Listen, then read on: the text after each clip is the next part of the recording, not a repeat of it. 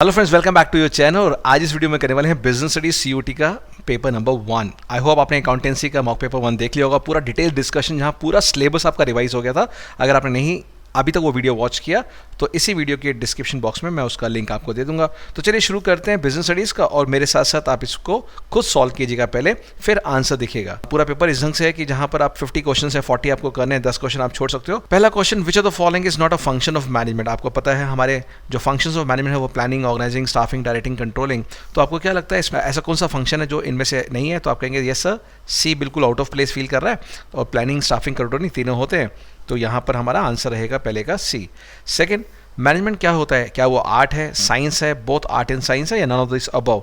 सोचिए आंसर, और आप कहेंगे सर आर्ट लग रहा है, साइंस लग रहा है, और हमने आपको पढ़ाया है कि क्या होता है, वो मिक्सचर होता है, बोथ आर्ट एंड साइंस। ठीक है ना।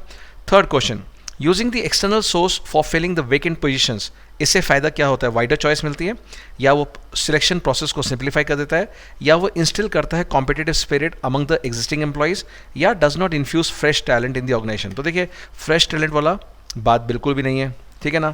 वाइडर चॉइस बिल्कुल लग रहा है। तो क्या सिर्फ एक आंसर है? बिकॉज यहाँ आपको 4 ऑप्शन गिवन है। तो सोचिए क्या है इसका राइट आंसर।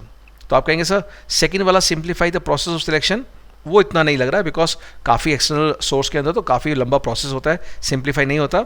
तो कौन सा लग रहा है? थर्ड है क्या? Yes, instil a competitive spirit, बिल्कुल। क्योंकि अगर आप बाहर से कोई एम्प्लॉय लेके आ रहे हैं, तो जो अपने यहाँ पुराने एम्प्लॉय हैं उनमें भी कंपटीशन आया था कि अरे यार कि हमें पहले ये जॉब को फिल करना है। तो थर्ड भी ऑप्शन सही आंसर है। तो ऑप्शन राइट आंसर क्या रहेगा? बी, जहाँ पर कि both first and the third option are the correct answer. Then policy formulation is the function of, यानी top level, middle, operation level. कौन ऐसा है जो ऑर्गेनाइजेशन की पॉलिसी फॉर्म करते हैं? आप कहेंगे सर इसका तो बिल्कुल स्ट्रेट फॉरवर्ड आंसर हमें पता है, आंसर है टॉप लेवल। कोऑर्डिनेशन क्या होता है? कोऑर्डिनेशन क्या वो फंक्शन है मैनेजमेंट का, क्या एसेंस है, या वो ऑब्जेक्टिव होता है मैनेजमेंट का? तो आपने बहुत बार लाइन पढ़ी होगी, उसमें से आंसर ये वाला आप क्रैक कर सकते हैं। अगर आप कहते ए कि हमें फंक्शन लग रहा है, तो हमने आपको बताया था कि कभी भी ये फंक्शन नहीं है, ये तो हर एक फंक्शन के अंदर कोऑर्डिनेशन अवेलेबल होता है, इसलिए उसको कहा जाता है ये तो एसेंस है। जैसे एक माला होती है ना, उसके अंदर जो धागा सब मोतियों को पिरोते हैं, ये फूलों की माला है, वो जो धागा होता है उस फूलों की माला के अंदर, वो एसेंस है, यानी वो सबके अंदर अवेलेबल है। तो यहाँ रहेगा क्या? It is the essence of management. हर एक फंक्शन के अंदर ये अवेलेबल होता है। Then principle of management are not, क्या नहीं होते? वो यूनिवर्सल नहीं है, या वो फ्लेक्सिबल नहीं है, या एब्सोल्यूट नहीं है, या बिहेवियर नहीं है। तो यूनिवर्सल तो होते हैं, फ्लेक्सिबल भी है क्योंकि वो मैन मेड है, आप अपने सिचुएशन के हिसाब से चेंज कर सकते हैं। बिहेवियर यस, क्योंकि लोगों को डील करते हैं तो वो लोगों के बिहेवियर के साथ हमें डील करना पड़ता है। तो यहाँ पर ये एब्सोल्यूट वर्ड जो है ये आउट ऑफ प्लेस लग रहा है, तो right answer should be C. Seventh, how are principles of management form. ये जो हमारे प्रिंसिपल्स मैनेजमेंट होते हैं, चाहे वो फेल के हैं, हमें कैसे ये बनते हैं यहाँ पर? क्या वो लेबोरेटरी में बनते हैं, क्या वो एक्सपीरियंस होते हैं मैनेजर्स का, या वो एक्सपीरियंस कस्टमर्स के थ्रू होता है, या प्रोपेगेशन ऑफ सोशल साइंटिस्ट? तो यहाँ कहेंगे ये तो एक्सपीरियंसेस के मैनेजर्स हैं, उन्हीं के बेस पे ही उनके एक्सपीरियंसेस को क्यूमुलेटिव इफेक्ट है हमारा ये प्रिंसिपल ऑफ मैनेजमेंट। तो right answer is B. 8th question, the principle of management are significant because of dash. क्यों ये सिग्निफिकेंट है? क्या वो इंक्रीज करती है एफिशिएंसी, या वो इनिशिएटिव है, या ऑप्टिमम यूटिलाइजेशन ऑफ रिसोर्सेज है, या एडेप्टेशन टू चेंजिंग टेक्नोलॉजी है? तो यहाँ पर प्रिंसिपल ऑफ मैनेजमेंट सिग्निफिकेंट क्यों है? क्योंकि इसकी वजह से जो हमारे रिसोर्सेज हैं वो ऑप्टिमम यूटिलाइज होते हैं। So right answer is what? C. 9th question, Henri Fayol was a social scientist, a mining engineer, accountant and production engineer. ये साफ साफ आपने पढ़ा होगा, बहुत डिटेल में आपको क्लासरूम में पढ़ाया गया था 12th में कि वो कौन थे? Henry Fayol, mining engineer. 10th question, which of the following statement best describe the principle of division of work. कौन इसको बेस्ट डिस्क्राइब कर रही है? Work should be divided into smaller task, labour should be divided, resources should be divided, और it helps to specialisation. ये है कि definitely वो स्पेशलाइजेशन में लीड करती है, क्योंकि एक आदमी एक ही काम कर रहा है। बट इसका मेन आंसर क्या रहेगा? ए। तो ए और डी में आप कंफ्यूज हो सकते हैं, बट इसका राइट आंसर क्या है? A, that is division of work में हम पूरे काम को छोटे छोटे स्मॉल पार्ट्स में हम लोग डिवाइड कर देते हैं। सेशन है business environment is a complex phenomenon. बिल्कुल सही बात है, बिजनेस एनवायरनमेंट तो फुल ऑफ कॉम्प्लेक्सिटी। आप देखते हैं इतने सारे फैक्टर्स जो इफेक्ट करते हैं कि बिजनेस एनवायरनमेंट को, तो वाकई बड़ा कॉम्प्लेक्स है। यहाँ बात कर रहे हैं रीजन की, क्या वो बिजनेस एनवायरनमेंट कंसिस्ट होता है various inter related and dynamic forces. बिल्कुल सही है, तभी तो उसको कॉम्प्लेक्स बनाता है। तो दोनों ही स्टेटमेंट सही है, और जो रीजन है बिल्कुल उसको सपोर्ट कर रहा है। तो हमारा राइट आंसर होना चाहिए A, that both A and R are true and R is the correct explanation of A. 13 question, which of the following is a primary function of management. आप जानते हैं planning, organising, staffing, directing, but उसका base सबका क्या है? Planning. अगर planning आपने नहीं बनाया, बाकी सब चीज़ें बेकार हो जाएंगी। 14 question, which of the following is not a limitation of planning. अब हम सब जानते हैं रिजिडिटी, ए ऑप्शन, बिल्कुल plans are rigid. Time consuming, बिल्कुल टाइम कंज्यूमिंग है। ह्यूज कॉस्ट, बिल्कुल प्लानिंग के अंदर काफ़ी कॉस्टिंग होती है। एंड बेसिस ऑफ कंट्रोल, ये तो थोड़ा सा एडवांटेज की तरफ जा रहा है, तो डेफिनेटली ये हमारा लिमिटेशन नहीं है प्लानिंग का। Fine. Question number 16, a tall structure has a narrow span, wide span, no span और लेस लेवल ऑफ मैनेजमेंट। अभी टॉल का मतलब क्या हुआ? टॉल का मतलब क्या हुआ कि काफ़ी सारे आपके लेवल्स ऑफ मैनेजमेंट हैं, ठीक है ना। तो इसके अंदर क्या करेंगे? एक एम्प्लॉय ज़्यादा एम्प्लॉय को मैनेज कर पाएगा या कम होगा? तो आप कहेंगे सर नैरो होगा, बिकॉज नैरो होगा तभी बहुत सारे लेवल्स होंगे, बहुत सारे यहाँ पर टॉल स्ट्रक्चर होगा, तो answer should be A. So 16 का देखिए ए आंसर है। Very good. नेक्स्ट पढ़ते हैं question number 17। Centralisation refers to, क्या होता है सेंट्रलाइजेशन? जहाँ पर कि डिसीजन मेकिंग अथॉरिटी आप अपने पास रखते हैं या डिस्पर्स कर देते हैं या क्रिएट करते हैं division as a profit centre और ओपनिंग न्यू सेंटर्स और ब्रांचेस। सोचिए क्या रहेगा इसका आंसर। एंड यस, अगर आपने आंसर सोच लिया है कि आंसर ए है तो बिल्कुल सही सोचा है, बिकॉज सेंट्रलाइजेशन के अंदर सारी जो अथॉरिटीज़ होती हैं वो रिटेन होती है टॉप लेवल, तो वहाँ पर हम डेलीगेट नहीं करते, अथॉरिटी हम नीचे नहीं देते। तो यहाँ का राइट आंसर हमारा क्या रहेगा? Right answer is what? A. 18 पढ़ते हैं। 18 क्वेश्चन में है, for delegation to be effective it is essential that responsibility be accompanied with necessary. क्या चीज़ डेलीगेशन को अगर आपने इफेक्टिव मानना, तो अगर आप रिस्पॉन्सिबिलिटी दे रहे हैं तो साथ साथ में आपको क्या देना चाहिए? क्या वो अथॉरिटी है या मैन पावर है या इंसेंटिव है या प्रमोशन है? तो कई बच्चे सोचेंगे प्रमोशन देना चाहिए, ऐसा नहीं है। हम कहते हैं they should be parity between authority and responsibility, तो यहाँ पर हमें अथॉरिटी देनी चाहिए। 19 question, span of management refers to. Span का मतलब क्या होता है? और ये सीधा सीधा क्वेश्चन 16 के साथ रिलेटेड है, जहाँ tall structure has a narrow span हमने आपसे डिस्कस किया है। स्पैन ऑफ मैनेजमेंट का मतलब क्या होता है? पहला option A, number of subordinates at a lower level, total number of manager, number of subordinates under a superior, या फिर number of levels in the organisation. देखिए क्या है इसका राइट आंसर, जल्दी से सोच के बता। हो सकता है कि आप शायद सोच रहे हो आंसर ए हो, number of subordinate at lower level. तो देखिए ना, यहाँ पे टॉप, मिडल, लोअर लेवल है, तो यहाँ तो बात की जा रही है कि हर एक लेवल की बात करें कि जो भी सुपीरियर है उसके नीचे कितने सबऑर्डिनेट वो संभाल सकता है, वो है span of management. So answer should be what? 19 का सी। बढ़ते हैं नेक्स्ट क्वेश्चन की तरफ। 20, staffing is what? Setting goal for the organisation, translation of plan into action, या putting right people in right job, और filling in keeping filled position in the organisation structure. तो what is the best option? And yes, अगर आपने सोचा है answer C, तो बिल्कुल सही सोचा है।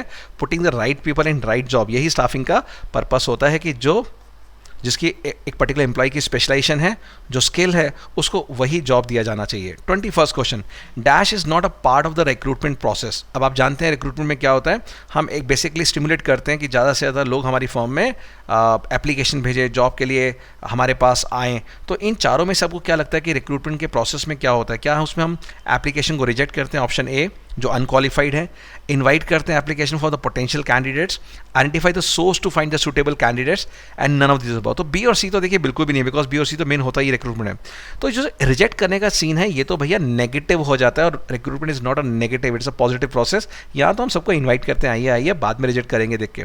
तो राइट आंसर इज ए, जहाँ पर कि रिजेक्ट करना रिक्रूटमेंट प्रोसेस का पार्ट नहीं होता। Question number 22, dash test is not a part of selection test. अब आप जानते हैं काफ़ी सारे सिलेक्शन टेस्ट होते हैं, इनमें से क्या लगता है कि आपको एप्टीट्यूड टेस्ट होता है? बिल्कुल होता है। पर्सनैलिटी, ट्रेड या मेडिकल, ऐसा कौन सा टेस्ट है जो सिलेक्शन के टाइम पे हम नहीं करते? सोचिए। तो आप कहेंगे सर यहाँ पर ऑप्शन क्या है? डी लग रहा है। वाई? बिकॉज जरूरी नहीं है कि हम उसको मेडिकल टेस्ट कराएं, बाकी सब टेस्ट हमारे कोर्स में हैं। For fresh talent, question number 23, for fresh talent and wider choice sources of recruitment are used. कौन सा सोर्स आप लेना चाहेंगे अगर आप चाहते हैं कि आपकी ऑर्गेनाइजेशन में नए पर्सन आए, एक फ्रेश ब्लड आए? तो चारों में से क्या वो एक्सटर्नल होगा या इंटरनल होगा, या दोनों होंगे, या none of this above? So question number 23 में है, for fresh talent and wider choice dash source of recruitment are used. कौन सा रिक्रूटमेंट ज़्यादा अच्छा रहेगा अगर आपको फ्रेश टैलेंट चाहिए? ये हम ऑलरेडी कर चुके हैं पिछले क्वेश्चन के अंदर, कुछ ऐसा सिमिलर सा। तो आप कहेंगे सर वो कौन सा सोर्स है? External source. Question number 24, choose the function of management responsible for motivating employees and giving instruction to them to perform the task assign to them. तो ऐसा कौन सा फंक्शन ऑफ मैनेजमेंट है जहाँ पर कि हम मोटिवेट करते हैं एम्प्लॉइज़ को और उनको इंस्ट्रक्शन देते हैं, और इंस्ट्रक्शन वर्ड से आंसर मिल पा रहा होगा आपको, to them to perform the task assign. तो क्या वो प्लानिंग है, क्या वो स्टाफिंग है, क्या डायरेक्टिंग या कंट्रोलिंग? तो सोचिए आंसर क्या रहेगा जल्दी से। और ये आंसर आपको सीयूटी में ये क्वेश्चन आपको बहुत हेल्प करने वाले हैं, क्योंकि इसी तरह का लेवल आएगा, क्योंकि ये हमने डेवलप किया है on the base of past year paper. तो यहाँ पे आंसर है राइट आंसर सी, और आपका आंसर मेरे आंसर से मैच कर गया होगा। Question number 25, it means the process of making subordinate to act in a desired manner to achieve a certain organizational goal। अगर हम किसी subordinate को चाहते हैं कि वो desired manner में काम करें और certain goals को achieve करे, उसके लिए क्या चीज़ की जरूरत है? सुपरविजन की, कि उसके सर पे खड़े हो जाओ, कम्युनिकेशन, उनसे एक वार्तालाप अच्छा रखें, या एक अच्छे लीडर की तरह करें। तो आप हो सकता है लीडर मोटिवेशन में कंफ्यूज हो, बट यहाँ पर लाइन ली गई है same to same word book से, और उसका आंसर होना चाहिए what? Motivation. Yes, he needs motivation. अगर मोटिवेट हो जाएगा तो अपने आप ही काम करेगा। 26 question, dash needs are the most basic in hierarchy of the motivation theory and correspond to primary need। जब यहाँ प्राइमरी नीड आ गया तो कौन सा प्राइमरी नीड होगा? जल्दी से बताइए। क्या वो सेल्फ एक्चुअलाइजेशन है, क्या वो बेसिक फिजियोलॉजिकल नीड्स है, क्या वो सिक्योरिटी नीड्स है, या वो आपका बिलोंगिंगनेस नीड्स है? क्या रहेगा आपका राइट आंसर? जल्दी से सोच के बताइएगा फटाफट। तो आप कहेंगे सर बिल्कुल, और वो याद आ गया होगा डायलॉग जो क्लासरूम में टीचर्स बताते हैं कि रोटी कपड़ा मकान आपका बेसिक जरूरत होती है। तो yes, right answer will be what? Your B. Question 27, the highest level of need. अब इसका कॉन्ट्रास्ट क्वेश्चन आ गया कि मैस्लो थ्योरी में कौन सा हाईएस्ट लेवल ऑफ नीड है? क्या वो safety need, self actualization, belongingness, या फिर नन ऑफ दिस? इसका स्टेटेड आंसर सबसे टॉप मोस्ट रिक्वायरमेंट क्या होता है? जब आप सब कुछ लाइफ में अचीव कर लेते तो आपको क्या होता है? सेल्फ एक्चुअलाइजेशन नीड की जरूरत होती है। Question number 28, identify the function of management which aims the activities which aims the activities conform to the standards set so that the organizational goals are achieved। बताइए ऐसा कौन सा फंक्शन है जहाँ पर कि हमने जो स्टैंडर्ड्स मेंटेन किए हैं, हम चाहते हैं कि वो स्टैंडर्ड्स अचीव हों। ऐसा कौन सा फंक्शन है मैनेजमेंट का जो ये इंश्योर करता है कि जो हमने गोल सेट किए हैं वो गोल अचीव हों? वो प्लानिंग नहीं है, डायरेक्शन नहीं है, वो है हमारा कंट्रोलिंग। कंट्रोलिंग से क्या करते हैं? जो आपने बेंचमार्क बना रखा है, जो आपने यार्डस्टिक सेट किया है, उससे आप एक्चुअल परफॉर्मेंस को कंपेयर करेंगे and then you will take the corrective measures.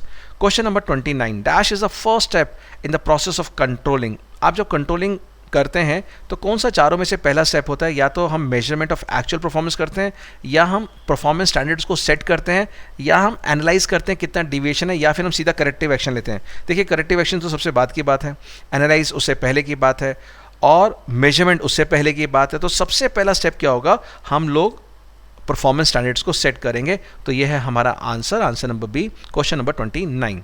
Question number 30, short term investment decision is also known as dash. क्या रहेगा इसका आंसर?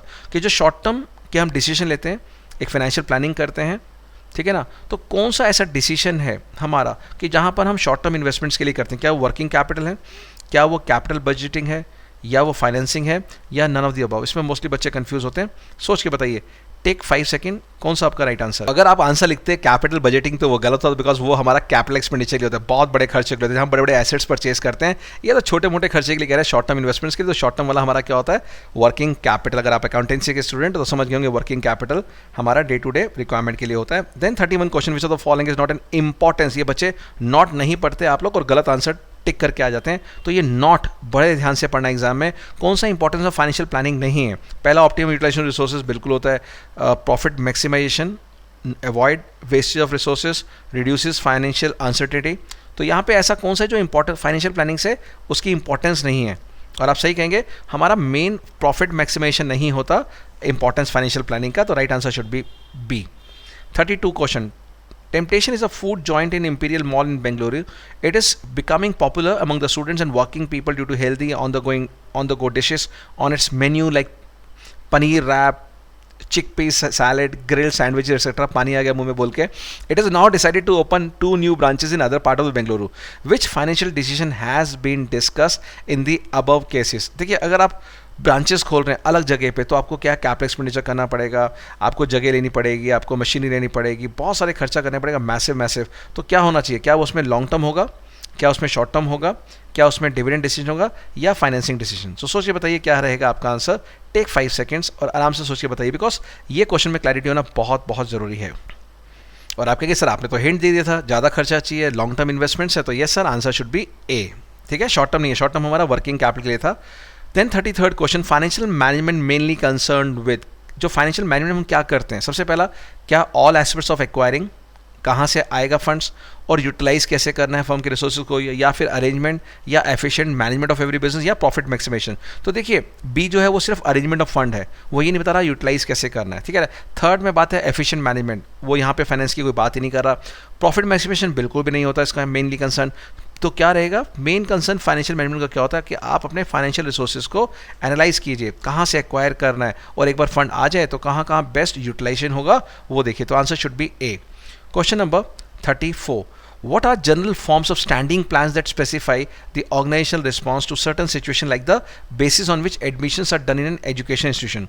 यानी अगर आपका स्कूल के अंदर कैसे एडमिशन होंगे, कॉलेज में कैसे एडमिशन होंगे, उसमें ऐसा कौन सा प्लान है, क्या वो रूल होता है, क्या वो स्ट्रैटेजी होती है, क्या वो प्रोसीजर होता है, या वो पॉलिसी होती है? तो अगर आप एलिमिनेशन से देखें तो रूल और स्ट्रैटेजी तो नहीं लग रहा, तो मेनली आंसर सी या डी हो सकता है। सोचिए क्या रहेगा आंसर, सी और D.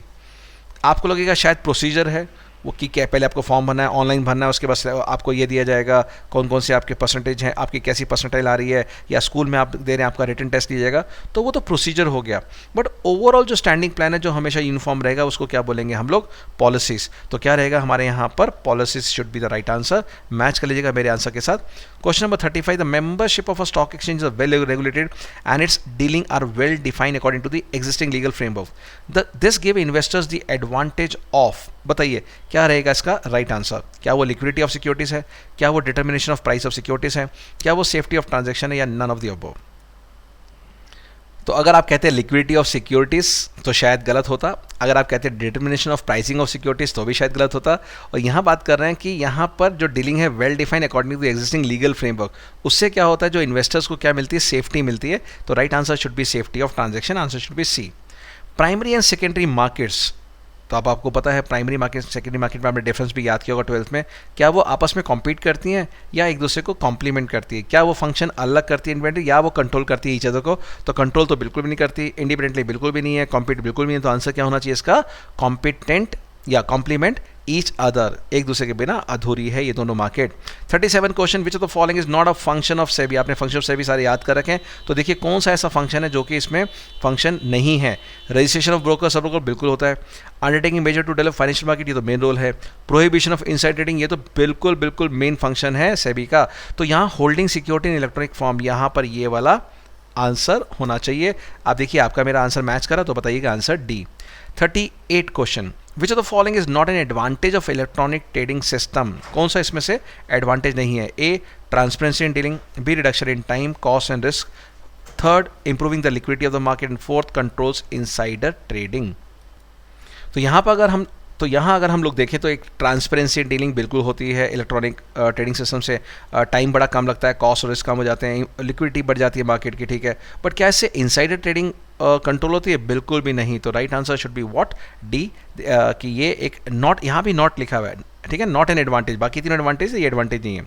The settlement cycle of in national stock exchanges T+5, T+2, T+3, T+1, बहुत बार पढ़ा, बहुत बार आपने याद करके गए, चाहे आप जितना भी कर लें, जो ये चीज़ें हैं आपको याद करनी पड़ेंगी, क्योंकि नॉर्मली बच्चे कंफ्यूज हो जाते हैं। जहाँ पर कुछ चीज़ लर्न करनी हो, मेमोराइज करनी हो, सबकॉन्शियस माइंड में डालना हो, तो यहाँ पे जो आंसर रहेगा वो क्या रहेगा, T+2, यानी जिस दिन ट्रांजेक्शन हुई है उसमें 2 डेज़ के बाद उसको आपको सेटलमेंट करनी पड़ती है।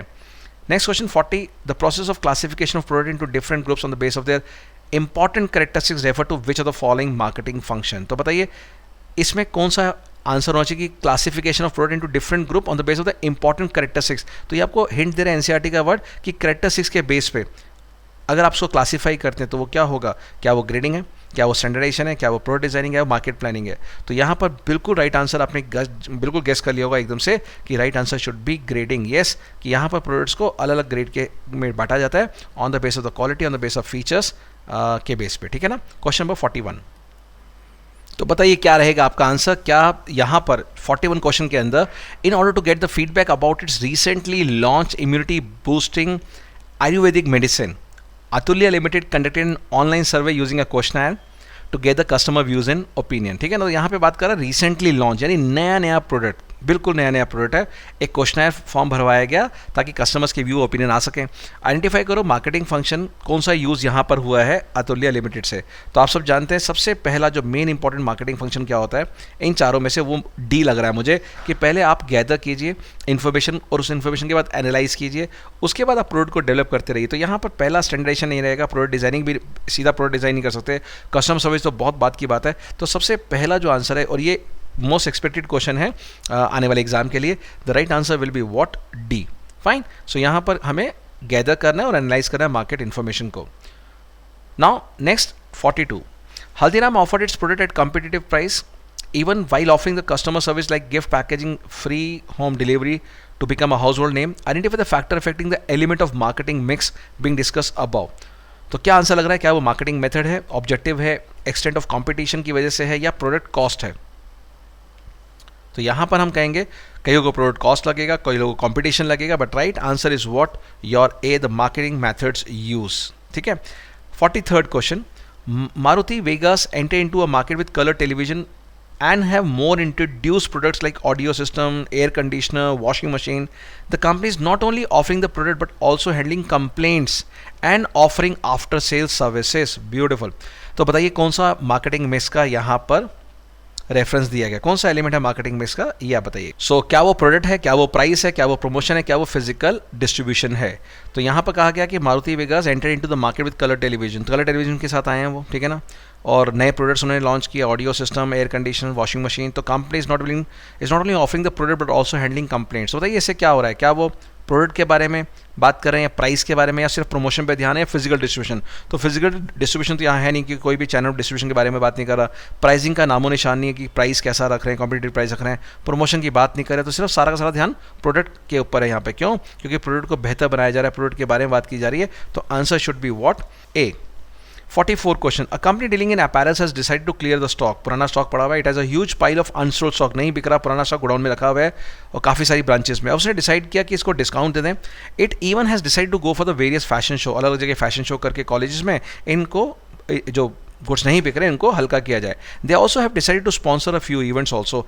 Identify the marketing management philosophy highlighted above. तो कौन सा यहाँ पे है? तो देखिए यहाँ पे एग्रेसिव बात हो रही है, जो माल ऑलरेडी बन चुका है उसको बेचने की बात हो रही है. मार्केटिंग में बिना गुड्स बने हम पहले एनालाइज करते हैं, गैदर करते हैं इन्फॉर्मेशन को, और कस्टमर जो चाहता है उनकी नीड और वांट्स के हिसाब से हम लोग बनाते हैं. बट यहाँ पर ऐसा कुछ नहीं है, बना बनाया गुड्स है, उसको बस हमें बिल्कुल एग्रेसिव सेलिंग टेक्निक से माल को बेचना है. तो आंसर शुड बी बी. ना वो मार्केटिंग है, ना वो प्रोडक्शन है, ना वो प्रोडक्ट है. ना प्रोडक्ट की बात, क्योंकि प्रोडक्ट के अंदर तो क्या प्रोडक्ट की क्वालिटी के बारे में बात करते हैं, वो कुछ भी बात नहीं करे. प्रोडक्शन के अंदर बल्क प्रोडक्शन करते हैं एट अ लो कॉस्ट, वो भी नहीं बात हो रही. तो यहाँ पर सीधा सीधा सिर्फ सेलिंग की बात हो रही है. Mansi saw by one get one free printed on the label of the package of the mosquito repellent. The function which of the labelling function, कौन सा इसमें लेबलिंग फंक्शन परफॉर्म यहाँ हो रहा है? क्या वो इन्फॉर्मेशन प्रोवाइड करा कंज्यूमर को, क्या वो डिस्क्राइब करा प्रोडक्ट के बारे में और स्पेसिफाइड कंटेंट, या वो प्रमोट करा, या ऑल ऑफ दिस? तो इन्फॉर्मेशन थोड़ा बहुत लग सकता है, बट यहाँ by one get one free printed है. उस by one get one free से क्या हो रहा है? कंपनी प्रमोट कर रही है अपने प्रोडक्ट को कि भैया वो ले. तो इसका आंसर होना चाहिए प्रमोशन, यानी प्रमोट कर रहे हैं प्रोडक्ट को. 46th क्वेश्चन पढ़िए. DigiLocker is a country's first secured cloud based platform for the storage, issuance and verification of document with the driving licence and vehicle registration system of the road transport ministry. The integration for government department with the DigiLocker since its launch the last is one of the biggest of its kind. It will spare people from the trouble of carrying the licence and vehicle paper, क्योंकि सब अब चीज़ क्या है, DigiLocker में जाती है तो अब आपको फिजिकल कैरी करने की जरूरत नहीं है, which can be access on phone, even mobile phone पर आप दिखा दीजिए using the DigiLocker app. Identify the related dimension of the business environment. अब आप सब जानते हैं यहाँ पे सोशल होता है, इकोनॉमिकल, पॉलिटिकल होता है, लीगल होता है, टेक्नोलॉजिकल. तो यहाँ पे जो मेन बात करिए टेक्नोलॉजी की बात करी, तो आंसर क्या होना चाहिए? टेक्नोलॉजिकल. देन बात करते हैं लास्ट 4 क्वेश्चन जो इस पैराग्राफ के ऊपर बेस हैं. तो पढ़ते हैं यहाँ पे क्या कहते हैं. पंकज ने एक कार परचेज करी अभिषेक से 50 लाख रुपीज़ का. कंपनी ने ऑफर किए many attractive gifts to Pankaj like free insurance for first 2 years, free pickup and drop facilities for free service up to 20,000 kilometers. But after a few days Pankaj ने notice किया कि जो pickup है car की ना वो इतनी अच्छी नहीं है, कुछ ना कुछ प्रॉब्लम आ रही है. And not there was a problem in the engine, और यहाँ पे कुछ इंजन में भी खराबी आ रही है. The company service the car free of cost, but even the Pankaj was not satisfied the performance. Company ने कर दिया free of cost service, but उसके बाद भी खुशी नहीं हुई. नाउ जो अभिषेक है, अभिषेक मोटर्स जो है, अब वो is not giving the due response. बार बार बात करता है, वो रिस्पॉन्स नहीं दे रही गाड़ी कंपनी. अब वो नाराज हो गया. So he file a complaint in the district commission but was not satisfied with the decision. He was very much disturb and after 2 decades decided to appeal against it. उसके against उसने कहा कि मैं डिसीजन लेता हूँ. अब बताइए क्या पहला right, which right of Pankaj is violated by Abhishek Motors? कौन सा राइट है? देखिए वो बार बार फोन कर रहा है, उसकी सुनवाई नहीं हो रही, तो क्या बोलेंगे?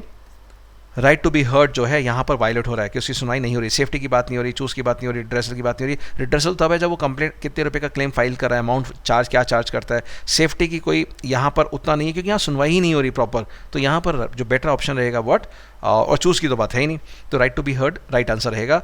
सो he file a complaint in the district commission, a complaint when the value of the goods and service along with the compensation claim does not exceed. कितना क्लेम एक्सीड नहीं करना चाहिए अगर आपको डिस्ट्रिक्ट कमीशन में जाना चाहिए? क्या वो 1 करोड़ है, 1.5 करोड़, 20 लाख, 50 लाख? तो अभी आपके अगले साल से चेंज हो जाएगा। आपके इस साल के सिलेबस में 23-24 के अंदर जो लिमिट है वो रहेगी 1 करोड़। तो 1 करोड़ तक की कंप्लेंट्स को आप डिस्ट्रिक्ट कमीशन के पास फाइल कर सकते हैं। So he filed a complaint in the district commission but was not satisfied the decision. अब वो सेटिस्फाई नहीं है। To which authority can Pankaj file an appeal against the decision, यानी अगर आप डिस्ट्रिक्ट के कमीशन के डिसीजन से सेटिस्फाई नहीं है तो अब आप अगला लेवल क्या है, आप जा सकते हैं कहाँ पर, नेशनल के पास, सुप्रीम कोर्ट के पास, या स्टेट के पास। तो नेशनल बिल्कुल भी नहीं, स्टेट सुप्रीम बिल्कुल भी नहीं, किसके पास जा सकते हैं आप, सिर्फ स्टेट कमीशन के पास। And last question, he was very much disturb and after 2 months decided to appeal against it. Can Pankaj appeal against the state commission after 2 months? तो आंसर क्या होगा, yes in the Supreme Court, state के बाद क्या हो जाएगा supreme court के पास, yes in the district forum, yes in the national commission, और no appeal can be filed। तो बताइए लास्ट का आंसर क्या रहेगा आपका। So he was very much disturb and after 2 months decide to appeal against, can Pankaj appeal against state commission after 2 months? तो नहीं, हम कहेंगे सिर्फ 30 days का टाइम मिलता है हमें, तो यहाँ पर no appeal can be file. तो right answer is what, D. तो मेरे प्यारे बच्चों, आई होप कम से कम टाइम में, लगभग 25 मिनट के अंदर हमने आपको पूरा पेपर डिस्कस कर लिया ताकि आपको पूरा रिवाइज हो जाए। और अगर ये एफर्ट्स अच्छे लग रहे हैं तो जरूर कमेंट में लिखिएगा। कोशिश है कि आपका पेपर CUT अच्छा हो और आपका ड्रीम कॉलेज, ड्रीम यूनिवर्सिटी में आपका एडमिशन हो जाए। फाइन, तो मिलते हैं जल्दी अगली वीडियो के लिए। तब तक do like subscribe the channel और बहुत अच्छे से अपना ध्यान रखिएगा, बिकॉज ये टाइम बहुत ही क्रूशियल है। So bye bye, take care, God bless you all.